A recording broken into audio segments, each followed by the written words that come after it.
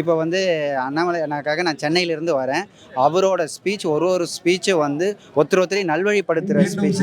இது வரைக்கும் பார்த்தீங்கன்னா விவேகானந்தரோட சிகாகோ ஸ்பீச் தான் எல்லாம் சொல்லுவாங்க. ஆனால் இவரோட ஒவ்வொரு ஸ்பீச்சும் வந்து விவேகானந்தருக்கு ஈக்குவலாக சிகாகோ ஸ்பீச். வாழும் விவேகானந்தர் இவர் மட்டும்தான் இளைஞர்களை நல்வழிப்படுத்த முடியும். இப்போ இருக்கிற அரசியலில் புறையோடி கிடக்கிற ஊழலும் போதையும் இதை வந்து யாருமே முன்னெடுத்துறது கிடையாது. இப்போ இருக்கிற விஜயா இருக்கட்டும், முன்னாடி இருந்த ஏடிஎம்கே டிஎம்கே எந்த கட்சியா இருக்கட்டும், யாரும் தைரியமா எதிர்த்து பேசுறதுக்கு உண்டான ஆள் கிடையாது. ஆனா அண்ணாமலை என்னைக்கு என்ட்ரி ஆனாரோ அவர் வந்து தமிழகத்துக்கு தமிழ் ஈண்டெடுத்த தவ புதல்வர் அவரு. அது மட்டும் இல்லாம அவருடைய உண்மை நேர்மை, அவருடைய எந்த ஒரு பேச்சும் எல்லாரையும் மரியாதை கொடுக்குற தன்மை, மனிதநேய பண்பாளர், அதுக்கப்புறம் அரசியல் ஆசான். அவரு தமிழகத்துக்குன்ட்டு இல்லை, இந்தியாவுக்கே அரசியல் ஆசான் அவரு. அவரோட பெருந்தன்மையோ அவருடைய விட்டு கொடுக்குற தன்மையும் இது வரைக்கும் கூட ஒரு ஒரு தொண்டனா இருந்து ஈஸியாக அணுக முடியுது ஒரு தலைவரை.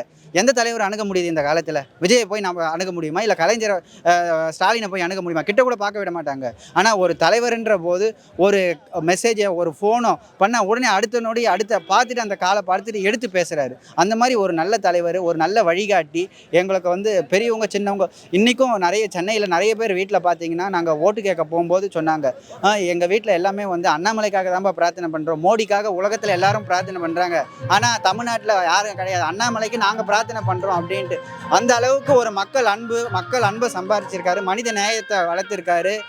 உண்மையான அரசியல் இல்லாமல் ஆன்மீகத்தையும் சேர்த்து ஒழுக்கத்தையும் சேர்த்து நல்ல பண்புகளை எல்லாருக்கும் விதைக்கிறாரு. இந்த பண்பு நல்ல இப்போ விதை போடுறாரு.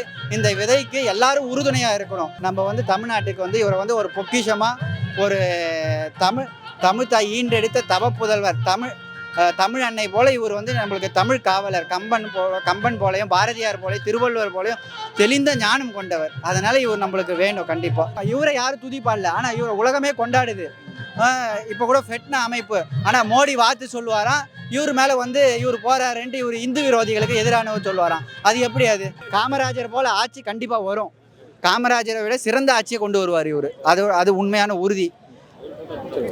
யார் இவரை பற்றி ஊழல்னு சொன்னாலும் அது வந்து நம்பகத்தன்மையே இல்லாதது. இவர் ஊழல் பண்ண மாட்டார், கை சுத்தமானவர், நேர்மையானவர். இதை யாரும் நம்ப மாட்டாங்க. இதை வந்து கட்டமைக்கிற மற்ற அரசியல் கட்சிகளுக்கு ஒரு கடுமையான எச்சரிக்கையாகவே சொல்லலாம். யார் சொல்கிறாங்களோ அவங்க தான் அந்த வேலையை செய்கிறாங்க. ஏன்னா இவ்வளோ நாள் இவர் எதிர்வினை ஆற்றிருக்கலாம், ஆனால் இவர் எதிர்வினை ஆற்றாத இவர் வேலை தலைவர்கள் உருவாக்கும் போது விமர்சனங்கள் உருவாகும். அதனால் இவர் அமைதியாக இருக்கார்.